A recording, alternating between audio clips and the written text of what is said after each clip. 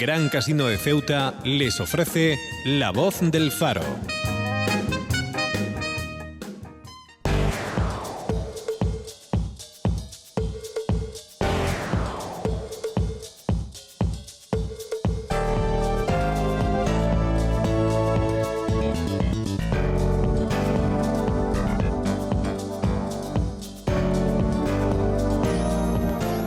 Buenas tardes y bienvenidos a una nueva edición de La Voz del Faro.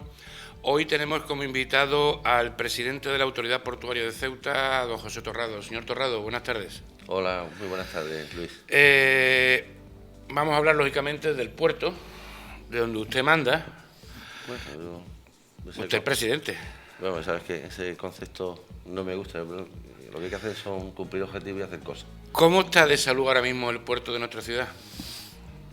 Hombre, yo empezaré por decirte que siempre en cualquier actividad como la de los puertos, en el que hay mucha actividad de carácter comercial y en la que hay que estar buscando siempre nuevas alternativas en un mundo tan competitivo, bueno, pues siempre pensando en que podemos crecer más y que hay pendientes de mejorar muchas cosas.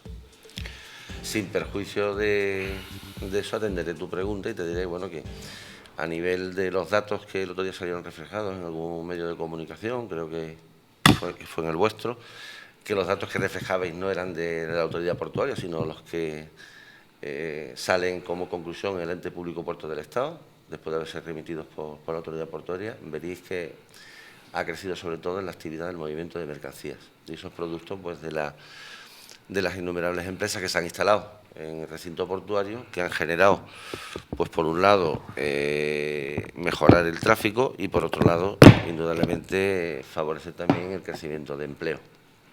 Bien, yéndonos ya vamos a ir por partes dentro de la actividad portuaria. Lo cierto es que cuando uno baja por la rampa que se va a llamar rampa de los ausentes, ¿no? No, ya se llama rampa de los ausentes. Sí. La verdad es que la vista que está quedando ahora mismo ya de lo que es el Muelle España ha cambiado como de la noche al día. Pues sí, era un objetivo de los que teníamos pendientes. Estas cosas hay que analizarlas previamente porque había que combinar dos objetivos fundamentales en uno mismo. Y era el poder mejorar y atender el tráfico de cruceros, cuyo nicho de mercado, como podíamos tratar de buscar que creciera, que existe en la cuenca del Mediterráneo, que es un tráfico además muy volátil.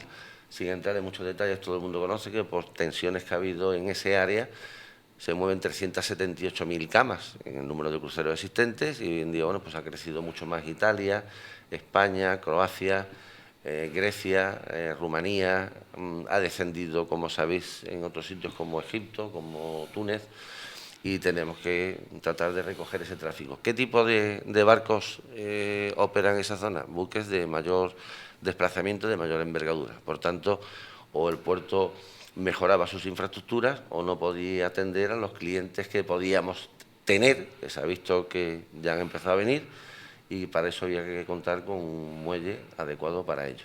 Y que al mismo tiempo, ya que Ceuta goza de esa proximidad entre ese muelle y la ciudad, aunque asimismo todo el puerto está integrado en la ciudad, hasta el muelle de Poniente no queda lejos de la propia ciudad. Y de ahí atender esa obra que en el impacto visual ha sido aplaudida, porque desde cualquier persona que pase pues, por la Marina, por el Paseo de las Palmeras, ve mucho más íntegro el puerto de la ciudad, pero algo mucho más importante, que es el tránsito y la integración de aquellos buques que vienen a descansar, como pasaba con los buques rusos, y que espero que Luego hablaremos un tráfico que tendremos que atender, o como pasa con el mundo del crucero, ¿no? Y también se ha conseguido algo importante, que todas aquellas empresas que estaban en régimen de autorización administrativa en esa zona, bueno, pues se les buscó la alternativa para que en régimen de concesión se trasladaran a otra zona del puerto, con lo cual se consiguió el objetivo de mejorar la atención a los buques de crucero o a los que vienen a descansar en la zona, o al otro tráfico que vamos también a empezar a atender, que es el de megayates, y al mismo tiempo no hemos perjudicado a ninguna de las empresas que habían instaladas allí, que hoy en día tienen su concesión en otra zona del puerto. En concreto, para este año me parece que hay prevista unas 15, me parece que son 15 visitas, ¿no?, me parece, de crucero. Tenemos cerradas, sí, 16 escalas y en lo que queda de año seguimos trabajando y en un proyecto de poder atender, si podemos arrancar en este ejercicio, con una escala cada 10 días, que es algo que nada tiene que ver con los 16 anunciados, pues mejorará incluso la cifra que hemos dado. Pero vamos, yo creo que la apuesta que ha hecho el puerto con la colaboración absolutamente necesaria de la Consejería de Turismo para las atenciones con los guías, para la atención a los cháteles que desplazan a los cruceristas a la ciudad, que es importante, yo creo que es un tráfico importante fundamentalmente para la ciudad. Usted me está hablando de que puede ser que este año, si da tiempo y si no sería para el 2017, un proyecto en el que están trabajando de una escala cada 10 días, cada 7, cada 10 días. Un crucero... ¿En qué consiste este? Me refiero, porque están con trámite de cerrar nuevas empresas que pueden venir a Ceuta. Bueno, este es un mercado en el que hay que estar muy pendiente, hay que combinar, si se puede, al mismo tiempo, no solamente la visita del crucero, sino también que se le puedan atender en el número de escalas que tienen programadas por otra serie de servicios. Si se le puede combinar también el aprovisionamiento y les viene bien, pues mejor, porque es un incentivo para que ese crucero llegue a Ceuta. No olvidemos también las operaciones de bunkering. Y en este caso estamos hablando de un crucero de no muchas dimensiones, no de una dimensión muy grande, quizás con una capacidad de unos 400 cruceristas más la tripulación, pero que estamos buscando la alternativa que sea un crucero que pueda atender un área de una zona reducida, como pudieran ser, pues combinarlos con un puerto como puede ser el de Cádiz o el de Ceuta o Motril, en el entorno inmediato, que le permita además a los cruceristas, bueno, pues en el caso de Ceuta visitar Ceuta, en el caso de Cádiz acercarse a Cádiz y Sevilla, en el caso de Motril acercarse a Granada, y cambiar bueno, pues el sentido de visitas de cruceros tan tradicionales como focalizadas en Baleares o en Italia. Yo creo que hay mercado también para esa iniciativa. Es algo, además, por qué no decirlo, es una iniciativa que ha abanderado el puerto de Ceuta y que yo personalmente en este último Sea Trade estuve hablando con un operador, trasladándole esta idea y creo que en el futuro cercano puede funcionar. Y eso significa, pues significaría, si eso lo conseguimos, además de las empresas que tenemos ya cerradas, que son empresas muy importantes, pues el tener un crucero cada 10 días en Ceuta, y que haría además, en ese caso, en cada puerto de los que he dicho, y alguna alternativa también cercana podría haberlo, siempre el crucero dormiría y se iría al día siguiente, o sea, llegaría a las 6 de la tarde y se iría al día siguiente a las 6 de la tarde. Y pienso que eso es importante para cada uno de los puertos que visitara, y además tienen margen para hacer visitas. ¿Este proyecto se está haciendo conjuntamente con la Autoridad Portuaria de Cádiz, la Autoridad Portuaria de Motril? Esto es una iniciativa que está siguiendo el puerto con un operador, y que indudablemente yo le he presentado la alternativa de Ceuta y la idea de qué sitios más cercanos puede haber, con la posibilidad de visitar zonas que siempre le apetecen a los turistas, ¿no? Bueno, pues en el caso de Motril está Motril en sí misma y Granada, en el caso de Cádiz está Sevilla, y eso está ya más que inventado en otras escalas, pero es tratar de focalizar una tipología de crucero con una situación intermodal en la que en algunos de los puntos haya un aeropuerto para que desde donde arranque, pues vamos, de hecho esto arrancaría, aunque pueda parecer sorprendente, desde Gibraltar. Gibraltar tiene aeropuerto, puede haber algún tour operador que le interese este tipo de planteamiento, sale de Gibraltar, está en Gibraltar, toca Ceuta, y una alternativa. Que sería un crucero cortito, me refiero. Sí, sí, hombre, no tan de tantos días o mes como el último que estuvimos del Princess, que es un crucero que salió de Los Ángeles y volvió a Los Ángeles, y había cruceristas que salieron de Los Ángeles y iban a volver a Los Ángeles, o sea, llevan un mes y días en el barco. Otros habían accedido al barco en otros puntos que tienen aeropuerto, como Barcelona. Y hablando de otro tema, ¿qué pasa con los rusos? Porque este año hasta ahora no hemos recibido ninguna Bueno, visita. nosotros... Pero crítica, yo no sé, que parece que hay una yo conspiración no- judeo-masónica yo no he- inventada por quiero Pepe decir, Torrado, ¿no? Yo no Contra digo, ni el el puerto... gobierno británico. No, ni el puerto de Ceuta, ni yo he entrado en ningún momento en hacer referencia a ninguno de los comentarios que se han vertido. El puerto debe de favorecer la posibilidad de que algunos clientes, que es como lo consideramos nosotros, puedan repetir en la ciudad. Vino aquí un barco, considero que, y por qué no decirlo, nos volcamos con él. No me he cansado de decir en todo momento que más allá del puerto vienen a la ciudad de Ceuta y no lo digo en un tono de adulación, sino por lo que me han comentado ellos, que lo mejor que tiene Ceuta es su gente. Y a las pruebas me remito. Quiero decir, cuando vienen y repiten es porque están en Ceuta a gusto, ¿no? Indudablemente nosotros hemos favorecido la posibilidad de que tomen combustible, que al mismo tiempo tengan un muelle, como todos sabéis, que cambian de muelle al muelle España para que puedan descansar los 2 días que se quedan. Que han tenido una incidencia que se ha visto en el tiempo económica importante, bueno, pues hasta los que hacían crítica de que por qué venían esos barcos, ¿no?, y que se habían gastado en Ceuta en 3 años casi 4 millones de euros, ya no lo ha dicho la autoridad portuaria, lo han dicho los que comentan que por qué vienen, ¿no? Y la realidad es que creo que es otro tipo de cliente que tenemos que atender, y cuanto más, mejor. Y supongo que... Pero volverán. Cuando estoy orientando la contestación por ahí, yo espero que más pronto que tarde vuelvan a estar en el puerto.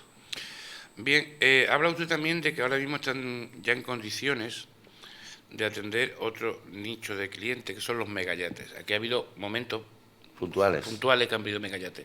¿Se está haciendo alguna gestión para Sí. tener ese tema de megayates sí. cerrado? Por el estrecho, es bien sabido por todos de que ese tráfico existe, sobre todo cuando sale del Mediterráneo al Atlántico, considerando, bueno, esta fecha, ¿no?, cuando empieza a llegar ya el verano, pues se desplazan o bien los que están en el Mediterráneo al Caribe o al revés. Y habréis visto en más de una ocasión que hay barcos que han venido aquí a Ceuta con yates encima en su cubierta, que son estos que los transportan de una zona a la otra, ¿no? Pero hay barcos que se trasladan navegando. ¿Qué incentivo tiene Ceuta? Bueno, pues quiero decir, aquí hay una serie de artículos y productos que son interesantes, como le ha pasado, bueno, pues hasta a la flota rusa cuando nos ha visitado, o incluso a los cruceristas, si se les enseña qué es lo que hay en Ceuta, que lo estamos haciendo, pues el incentivo de poder adquirir una serie de bienes que están a mejor precio. Pero hay otra cosa fundamental, que es el precio del combustible. Y bueno, yo he mantenido conversaciones con la Asamblea, como de costumbre, cualquier situación que favorezca el que se incremente el tráfico por el puerto, pues las estudias las sacamos adelante, y era el mismo tratamiento que a cualquier buque mercante en el tema impositivo de cara al combustible y de cara a esos buques que están en tránsito, ¿no?, que son megayates de las dimensiones que han venido por aquí. Y yo creo que es un tráfico que empezamos, porque aquí ha habido algunos megayates importantes y considerables, ¿no? Y queremos que ese sea un tráfico que aparezca durante el año, pues no 6 o 7 veces, sino que podamos... Pero hay contacto, manteniendo contacto, sí. ¿eso con los contactos con quién son? Aquí. Los barcos, tus cruceros, sabemos que son con tour operadores, pero los megayates... Bueno, los cruceros son con las mismas empresas de cruceros, quiero decir, como nos ha pasado con la Princess, con la Holland American Line, con Carnival, con las empresas tradicionales, y a su vez también con los operadores en cada país que trabajan para esas empresas, ¿no? Y con la situación de los megayates es exactamente igual. Bueno, hay operadores por el tema del combustible y hay también consignatarios que tienen este tipo de barco, ¿no? Y esas conversaciones también las estamos manteniendo, y hay un foro muy importante donde no se toca solamente el tema del crucero, como ha sido el Sea Trade, ¿no?, el que se celebra todos los años en Florida, ¿no?, que van todos los puertos del mundo, y no solamente se habla del crucero, sino también se habla de otros tráficos, como son el de combustible, el de bunkering o el de servicios, o el de cualquier alternativa o ocasión que se pueda suscitar y que el puerto tiene que aprovechar. Yo le quería hacer otra pregunta. En relación al bunkering, hemos estado durante varios años, tuvimos una época gloriosa en Ceuta, luego hubo un descenso, se empezó a recuperar. Ahora mismo, ¿en cuánto estamos más o menos en toneladas? Nosotros tuvimos una etapa que ya se acabó hace muchísimos años, cuando existía el monopolio de CAMSA, se liberalizó la situación del petróleo, se entró en una situación de competencia en la que el puerto descendió a unas cifras francamente alarmantes. Había muy pocas operaciones de bunkering en el puerto de Ceuta. Después apareció que la empresa Ducar pasó de almacenamiento estratégico a logístico y de ahí, ¿por qué no?, al de bunkering, al de suministro de combustible. No olvidemos que si miramos al muelle de Levante, Luis, lo hemos visto con el barco del cemento y poco más durante un año, entraban 4 o 5 barcos. Hoy en día a Ducar se le ha quedado, tiene más clientes que muelle, de ahí el enlace de su instalación desde el dique de Levante hasta el dique de Poniente. Entrando en cifras, eso significó que cuando Ducar llegó a dar el 51% del tráfico total en el puerto, el resto lo dio Cepsa, y esa cifra de Cepsa fue como un 16%, si no recuerdo mal, o 15%, más que cuando estaba sola. En este momento, de todo es conocido que el año pasado no fue bueno como consecuencia, no de no tener clientes, sino de las averías que tuvo Cepsa en sus instalaciones y que están en una situación de reparación, con lo cual tenían menos capacidad para dar a los posibles clientes que tiene el puerto de Ceuta. Eso se ha ido, la avería todavía no ha terminado de resolverse, pero sin embargo Ducar ha apostado por enlazar el dique de Levante con el dique de Poniente, como decía, para tener más tomas en esa zona y para incrementar el tráfico. Yo creo que de cara al futuro, si bien el ejercicio 2015 bajó, de cara al futuro las cifras del puerto tienen que mejorar de forma significativa. Hablando de otras cuestiones, durante los últimos meses se ha venido hablando, no podemos descartar que el gran tráfico de Ceuta sigue siendo el de pasajeros, y dentro del de pasajeros, pues, lógicamente, la línea marítima entre Ceuta y Algeciras-Ceuta. En los últimos meses ha habido una empresa, en este caso Balearia, que ha hablado del tema de las tarifas portuarias ¿Son caras las tasas portuarias? No, y además, hombre, a mí me encanta. Voy a empezar por el final. Yo considero que todas las reclamaciones que hace el pueblo de Ceuta, que teniendo en cuenta que es su único vínculo con la península, no tenemos la posibilidad de un puente, no tenemos la posibilidad de un túnel ni de AVE, y lo único que tenemos es el ferry. Y no hay que olvidar que casi el 68%, 70% del tráfico total son de personas residentes en Ceuta, y tenemos el mismo derecho que cualquier ciudadano español para que cuando nos queramos desplazar a una zona podamos desplazarnos no solamente en libertad, sino penalizados por el precio de ese desplazamiento. Dicho eso, comparto la inquietud de todo el pueblo de Ceuta, y que además comparto que el precio sea caro. Ahora, las infraestructuras, las instalaciones aeroportuarias, en este caso portuarias, en los aeropuertos pasa igual, tienen una tasa por la utilización de medios e instalaciones que tienen que atender, que tienen sus costes, ¿no? Y yo creo que el precio no es caro. Sí pienso que las empresas navieras, y está haciéndolo muy bien en ese sentido, tanto la ciudad autónoma como la delegación, como todas las empresas y todos los movimientos que puedan surgir en Ceuta de cara a abaratar el precio del billete. Pero yo no creo que la responsabilidad la tenga que asumir la autoridad portuaria. Digo, en cuanto al coste del precio del billete. Bien, porque para que la gente lo pueda saber, dentro del presupuesto de la autoridad portuaria, lo que supone lo que se recauda por tasas portuarias, ¿cuánto viene a ser del presupuesto de la autoridad portuaria? ¿Respecto a qué tasa? Porque hay muchas tasas. No, estamos hablando de la tasa, me refiero. No, estamos hablando de la tasa de la que se refiere del billete, ¿no? La tasa de lo que es la utilización de la pasarela, lo que es la tasa que paga el viajero o la tasa que paga el vehículo. Bueno, pues si multiplicamos un 1,5, lo multiplicamos por del orden de 4, estamos hablando de unos 7 millones, cerca de 7,5 millones de euros. ¿Y cuál es el presupuesto global de la autoridad portuaria? Del orden de unos 20 millones de euros. O sea, puede ser que las tasas, me refiero a lo que estamos hablando de las tasas de vehículos, de pasajeros, puede suponer las tasas casi... de vehículos... Las tasas de pasajeros. Estoy hablando de pasajeros. Las tasas de pasajeros pueden ser dentro del presupuesto de la autoridad portuaria casi un 30%. Hombre, quiero decir, los tráficos que tiene el puerto de Ceuta son fundamentalmente dos, ¿no? Bueno, o tres, pero fundamentales: el tráfico de pasajeros y vehículos, el tráfico de mercancías, el del bunkering, y bueno, y después hay otra parte de la tarta del análisis, digo, económico. Cuando empleo el término de tarta, hablo de las cuñas correspondientes de los ingresos que tiene el puerto en su totalidad, ¿no? Y el dominio público viene a ser como un 27% del total, ¿no? Por tanto, ese tráfico es muy importante para los ingresos del puerto. Tiene poca incidencia, como digo, en el precio del billete, pero sí es muy importante para la supervivencia de la propia autoridad portuaria, como pasa en esta y pasa en otras autoridades portuarias. Y no olvidemos que las tasas en el caso de Ceuta están bonificadas.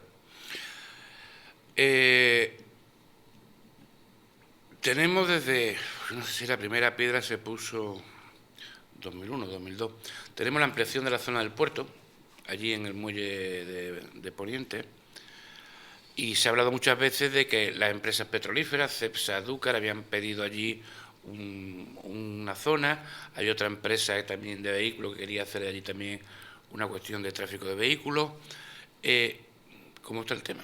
¿Qué le falta a aquello? Bueno, porque es que la obra está terminada hace ya ¿cuántos años? Bueno, la obra, esa obra, como todas, tuvo un recorrido en su ejecución desde la primera piedra, que además, si no recuerdo mal, fue en el 2002. Primero hubo que hacer la mota de cierre, que es todo de cerramiento exterior, en la que quedó como una gran piscina de esos 150.000 metros, que esa mota de cierre son los dos diques que abrigan la zona, o sea, toda la zona perimetral para poder hacer el relleno, y después se hizo el relleno de las 145.000 metros. Después, una vez terminado el relleno, hubo que compactarlo, estoy hablando de la ejecución de la misma, y después hubo que urbanizarla. Y después pasamos a que todos los puertos tuvieron que poner en marcha el DEUP, que es como un plan general de ordenación para entendernos propio de este puerto y de todos y cada uno de los puertos. Bueno, de todo es, en este momento, desde una valla que hay existente hacia adentro, que es de la de carácter logístico, está siendo utilizada, que lo habrá visto todo el mundo, bueno, pues por contenedores, por los movimientos de carga que tiene el puerto, y hay una primera zona colindante a las instalaciones que hay en la que llamamos Poniente, donde están todos los almacenes, que está ahí para ponerse en marcha la ampliación de Dúcar 2, ¿no? Hay una petición formulada también de Cepsa, existe la petición formulada por esa plataforma logística de vehículos, y existe la petición, que espero que se resuelva pronto, que es la que ha paralizado en cierta medida parte de la tramitación, que es la reclamación en su momento de la empresa de biodiesel, en la que el puerto resolvió de forma negativa, como consecuencia de una resolución negativa de impacto medioambiental, que estos señores, como conocéis, la recurrieron, y que en el momento que se resuelva, pues podremos poner en marcha la zona existente, sin perjuicio de que alguna otra zona que no está afectada la podamos poner en marcha. Bien. Pero vamos, todo ello yo creo que en unos meses. Bien, de alguna manera, también luego se habló, cuando se empezó con la primera fase, se habló de hacer una segunda fase de ampliación, que sería ya en la tercera y cuarta alineación del muelle de Poniente, si no me equivoco, hacia afuera, hacia el estrecho. Se habló de que iba a ser con los presupuestos del Estado, luego se habló de la posibilidad de que alguna empresa holandesa viniera y lo hiciera lógicamente, con una serie de 60 o 70 años de poder explotarlo. ¿Eso se ha abandonado absolutamente ya? No, y además te agradezco la pregunta. Se modificó la ley hace prácticamente un año en las ampliaciones de plazo en los puertos, como consecuencia de la naturaleza de las inversiones, además en un modelo de obra público-privada. Ha habido ya bastantes iniciativas también en otros puertos. Este modelo ya se venía ejecutando en Europa, y lo que se busca con la ampliación del plazo es que la situación de retorno, la amortización de la inversión que haga un privado, le sea rentable para que se instale. Desde que se puso en marcha la modificación del puerto, nosotros hemos estado buscando, como hacen otros puertos, tenemos un puerto muy próximo, que ese tipo de planteamientos lo viene haciendo, sin haberse modificado el plazo, sino porque era una zona logística interesante para ellos, que era Algeciras. Y andamos ya en contacto con alguna empresa que están estudiando la ejecución de ese dique, y si les es rentable, el puerto, que está dentro del trazado del proyecto previsto en origen, y el puerto lo apoyaría. Aunque porque ahí estaríamos hablando, si la primera ampliación eran 145.000 metros cuadrados, aquí estaríamos hablando de casi el triple, ¿no? No, ahí estamos, de lo que te estoy hablando en este momento es de un dique. Ah, de un dique que salga, que de la tercera... Que arrancaría de la propia ampliación de Poniente, paralelo al existente, al de que llamamos de la Puntilla, con una cancha de maniobra, con una zona entre dique y dique de unos 680 metros, y con una longitud del dique externo de 750, y con un calado aproximado de la menos 22, o sea, de 22 O sea, una obra metros. parecida a la que Algeciras ha hecho fuera del puerto de... Sí, sería arrancar esa ampliación. Eso favorecería, primero, buques de mayores dimensiones, no está muy lejos tampoco de la ciudad, favorecer en una situación de abrigo las operaciones de bunkering, entrar en otro tipo de barco de mayores dimensiones, y como el transporte marítimo seguimos está creciendo por razones obvias, por todo lo que es el desarrollo sostenible, por las situaciones intermodales y con los puertos con ferrocarril, por los temas de impacto medioambiental, el transporte marítimo cada vez irá más, y en el estrecho no olvidemos que es la segunda zona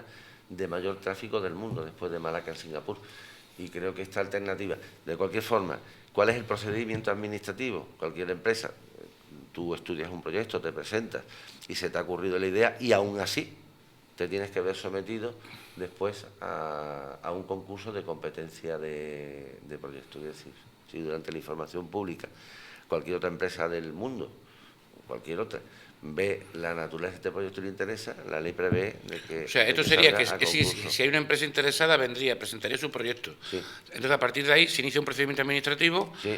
que ese proyecto de esa empresa saldría a exposición pública. Y si hay alguien que se quiere presentar, ya sería un concurso. 2 o 3 más, sí, claro. Eso es como funciona. Pero una obra de esa envergadura, ¿de cuánto estaríamos hablando de la inversión, señor Torrado? Pues normalmente acuden empresas que son del sector o de fondos de inversión que estén vinculados al sector.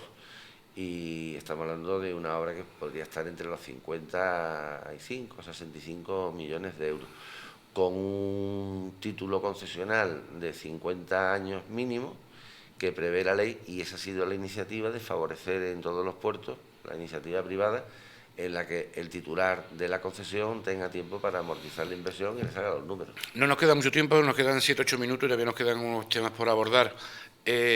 Aparte de esta colaboración público-privada que podía hacerse para la segunda fase de ampliación del puerto, ¿están ustedes pensando en utilizar esta colaboración público-privada para alguna otra inversión? No, después hay una serie de inversiones del puerto que el puerto va a seguir afrontando en esa aspiración de mejorar la calidad de servicio en el puerto, sobre todo de cara al ciudadano. No olvidemos que el puerto, en el caso de Ceuta, y hay que tener autocrítica, tiene muchas cosas que mejorar. La avenida del Dato es, yo diría, la avenida principal de la ciudad, y hay que mejorar, bueno, pues todo el acero de una punta a otra, pegado a todos los establecimientos comerciales, porque transita muchísima gente por la zona. 2, estamos ya para estudiar la ampliación de la estación marítima. ¿Por qué? No solamente para mejorar las condiciones de seguridad, sino también, al mismo tiempo, para mejorar la propia capacidad y tránsito de los ciudadanos por la estación marítima. De ahí de que se hayan desocupado las 2 parcelas existentes, o sea, del aparcamiento, mirando a la estación marítima de frente. A la izquierda iría la ampliación de la estación marítima, y a la derecha... A la izquierda es hacia la zona... Sí, a la izquierda, entrando a la estación marítima, a la izquierda, el aparcamiento de la izquierda. Ahí iría la ampliación de la estación marítima. ¿En qué consistiría esa ampliación, señor Torrado? Pues con una parte de abajo, con capacidad también para que pudieran haber conexiones a través de... vehículos de la gente que opera y trabaja en la propia estación marítima, unas instalaciones para dar servicio al viajero, de agencias o de lo que corresponda, y en la planta de arriba para la situación de salida y entrada y de tránsito, y mejorar la capacidad del tránsito de los viajeros, que tiene en ocasiones, cuando transita mucha gente, se convierte en un embudo. Y en la parte derecha del aparcamiento, cuando tengamos el otro aparcamiento de la derecha, pues sacaremos a concurso, de acuerdo con los criterios y de la mano del ente público Puertos del Estado, que tienen mucha experiencia en estas cosas, y es mejor ir siempre de la mano con puertos, para sacar a concurso un aparcamiento en las condiciones semejantes al existente en el puerto de Algeciras. O sea, el que aguanta el peso del helipuerto. Sí. Sin la pretensión de que esté. Sí, claro, lógicamente, no tengamos el helipuerto. El helipuerto lo tenemos y no nos funciona todavía. Pero, señor Torrado, una pregunta le iba a hacer. ¿Esta obra para cuándo se iniciaría? Hombre, tenemos que redactar el proyecto, que lo vamos a utilizar este año para redactar el proyecto que he hablado de la ampliación de la estación marítima y adaptarlo, como decía, a la mejora y la calidad del servicio y también a medidas de seguridad que creo que son necesarias y que hay que implementar día a día. La de la Avenida del Dato la vamos a sacar a concurso ya. Y Avenida del Dato, ¿qué va a ser? ¿Solo cambio de acerado? El acerado, ponerlo en mejores condiciones. Y el del aparcamiento, en el momento que Puertos del Estado lo tenga terminado el pliego correspondiente, lo sacaremos a concurso. Y se me olvidaba también una instalación que estamos pendientes dadas las dimensiones y la superficie de la misma, que es el antiguo cuartel que había de la agrupación logística, que está a punto de mandarnos Puertos del Estado y que va a ser quien coordine en cierta medida el concurso, y sacaremos a concurso la concesión de los 6.000 y algo de metros que hay en esa zona, en el antiguo acuartelamiento. ¿Eso es donde está la compañía de mar? Sí. ¿Y hay concursos para qué? Se hará un pliego y entonces el concurso, los parámetros que hay establecidos en el dominio público, que todavía llevo algunos años y conozco las bases. ¿Pero hay alguien ya interesado en esa zona? Supongo que se van a presentar muchas empresas y las bases, quitando las especificidades que quiera considerar Puerto del Estado, de acuerdo con el DEU, con el plan de uso del puerto, que es una zona que tiene un uso complementario, pues se presentarán, supongo que bastantes empresas. Ampliación, que mejorará además el tráfico comercial. Vamos a ir muy rápido. ¿La ampliación de la estación marítima puede estar terminada en un par de años o 3 años? Sí, se termina el pliego, se acaba un curso el año 2017, sí, no es una obra. ¿La inversión de la ampliación de la estación marítima en cuánto sería? No me atrevo a darte una cifra porque todavía no está terminado de redactar el proyecto, está el concepto de lo que necesitamos. Yo tengo una pregunta que me ha dicho una amiga suya, compañera mía, que le haga. Yo ruego, Luis, que me hables de tú, porque sí, tú bueno, no somos buenos amigos. Yo te voy a hacer una pregunta que una amiga suya y compañera mía, que es Carmen Echarri, me ha dicho que le haga. Yo se la voy a hacer. Y es la siguiente. Resulta que dice que usted le va a mejorar las instalaciones al Cuerpo Nacional de Policía, como la están mejorando, ¿no?, en la zona de la estación marítima. Creo que es la obligación. Es la obligación. Del puerto y de todos los puertos. A la compañía fiscal de la Guardia Civil o el Servicio Marítimo se va a ir donde antiguamente estaba en el Medio Poniente, pero dice que qué pasa a la policía portuaria. La pregunta se la agradezco a Carmen y además no hay por qué ocultarlo. Es decir, la policía portuaria es la familia más directa que tiene el puerto, y diría que mi familia. Y son los primeros que tenemos que mejorar sus instalaciones y en ello estamos, además. O sea que le recojo el guante y que no se preocupe, que ya lo tenemos en marcha. Tanto la adquisición, porque es necesario, porque hacen un magnífico trabajo la policía portuaria, tienen que atender una superficie importante en el puerto y colaboran también con los cuerpos y fuerzas de seguridad del Estado. Respecto a la Guardia Civil y a la policía, hombre, yo creo que son funcionarios que en el desempeño de sus funciones y aun percibiendo sus retribuciones en el desempeño de sus funciones como policía, trabajan dentro del puerto. Y el mejorar sus instalaciones, como le pasa a la policía portuaria, va en beneficio del ciudadano y del propio puerto. Pero esta mejora de la instalación de la policía portuaria va a ir también mezclada con compra de vehículos, que también hace falta. Sí, quiero decir, los vehículos... ¿Va a ser una mejora global? Sí, porque primero la policía portuaria, como sabéis, tú sabes que no es una plantilla muy grande, muy grande. Tienen que atender, es un servicio que tienen que atender muchas incidencias al cabo del día. Y los vehículos hacen todos los días muchísimos kilómetros. No es que no tengan vehículos hace mucho tiempo, pero que hay que indudablemente mejorarlo. Y respecto a sus instalaciones, pues también. Señor Torrado, podríamos seguir hablando del puerto, yo creo que todavía un rato más, pero lo cierto es que son las 2 de la tarde, tenemos que dar paso al informativo nacional y luego al informativo local, y esperamos pronto volver a contar con usted en este programa de La Voz del Faro. Muchas gracias, Luis. Y ustedes, pues nuevamente ya citarles para mañana para La Voz del Faro en su primera edición y el jueves en el debate de La Voz del Faro. Muchas gracias.